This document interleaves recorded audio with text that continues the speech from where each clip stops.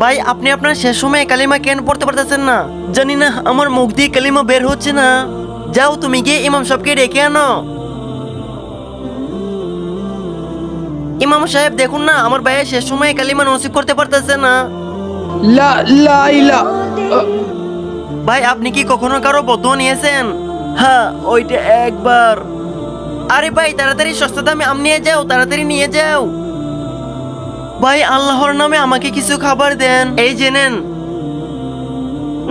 ভাই এটা তো পচা আম, আমাকে ভালো একটা আম দেন। আরে ফ্রি জিনিস এরকমই হয়, টাকা দিলে ভালো কিছু নিতে পারবা।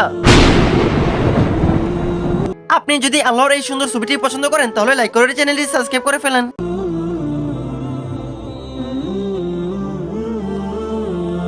হ্যাঁ মালিক, আপনার নামে সে এটা দিয়েছে, আর টাকা দেওয়ার পর সে ভালোটা দিয়েছে। এই জন্যই শেষ সময়ে তার ভাগ্যে কালিমা নসিব হচ্ছে না। আ আ